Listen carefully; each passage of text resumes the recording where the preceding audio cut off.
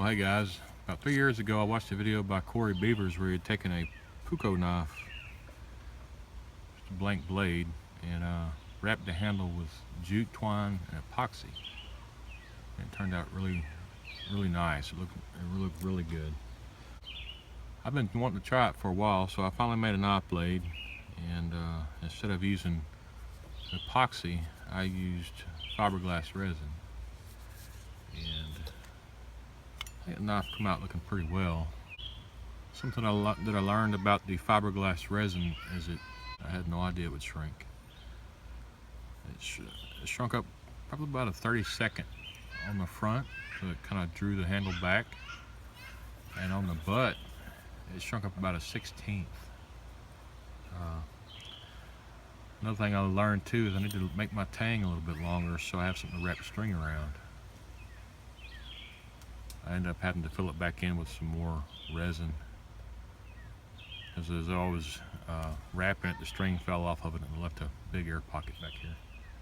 Anyways, the back end of this, it shrunk up about a 16th, so I didn't know that it would do that. So if y'all thinking about trying it, y'all might want to try a different type of epoxy or something. Fiberglass resin is relatively inexpensive compared to other epoxies. You get 28-ounce can of it for about $15 at Walmart in the auto body section. So now that I know that this is going to shrink, I'm going to try another knife and try to make it without a guard.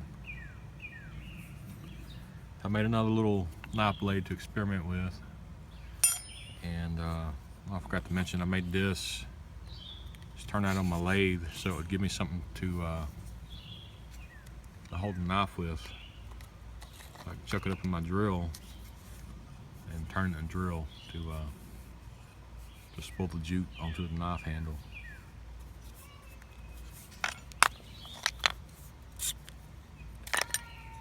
I'm going to recess the end of this piece of wood down inside the pipe a little bit, and then, with my knife blade in there, and get it about where I want it, and fill this with wax up to this point. So that should make a nice, neat stopping point for the jute twine. And then when I'm done wrapping it, I can just heat it up a little bit and remove the wax.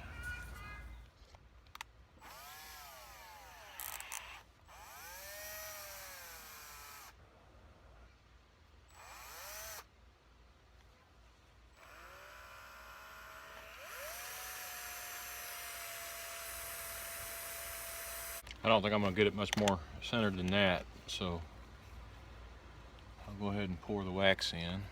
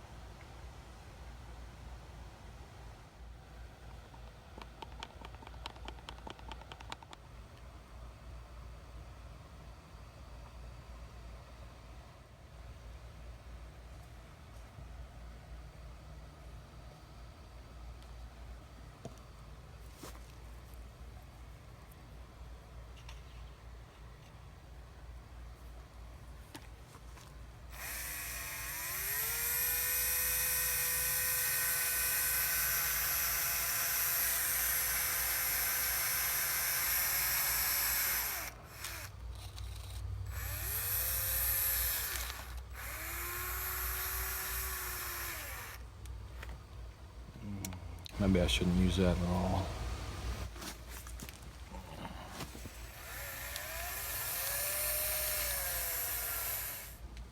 Yeah, I'm getting messy.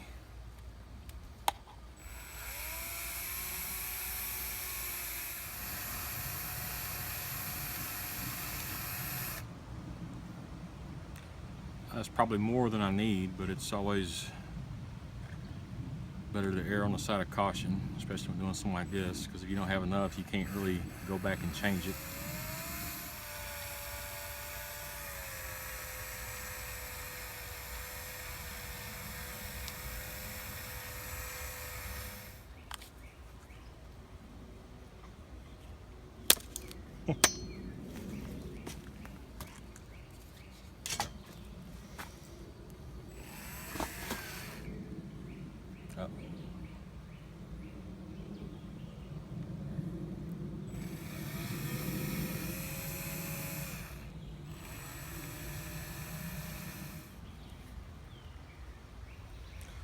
Alright, that wasn't the prettiest thing, for sure. But I'm gonna let that cure, and hopefully in another hour I can get sanding on it. As this fiberglass resin cures, it gets hot, and it started melting the wax. I was able to pull the knife out.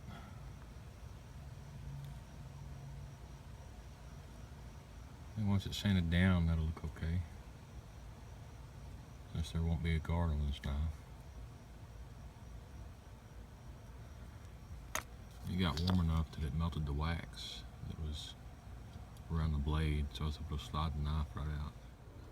So here's what we got after sanding.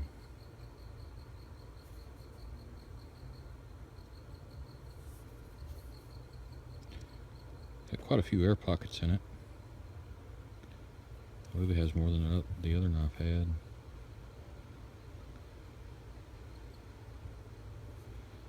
I got some larger scratch marks I still didn't get out, but I'm not worried about it. On the other knife, I tried to apply a coat of spar varnish, but didn't take down into these air pockets. The air pockets collect quite a bit of dust, so that video I watched, Corey used some boiled linseed oil, so I'm going to try that, and hopefully it'll soak down into these cracks and darken them up.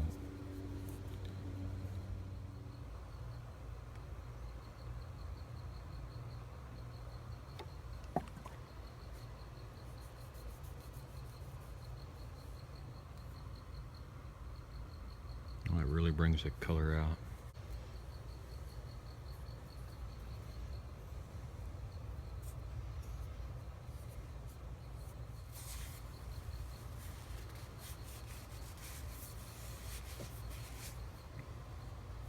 I think it makes a pretty nice looking knife handle. If only I didn't have all those air bubbles in there. Not really sure how I'd get all those out.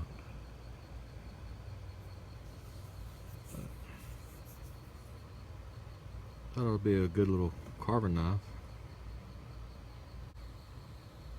You know, I guess about the only way to really take care of those air bubbles would have been before I put the linseed oil on it. If I had mixed up some more resin and filled in the holes, that's what I should have done.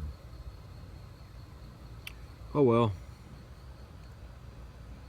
Second knife of doing a jute and epoxy handle, so I'm just playing around and having fun. I appreciate y'all watching, and I'll see you on the next one.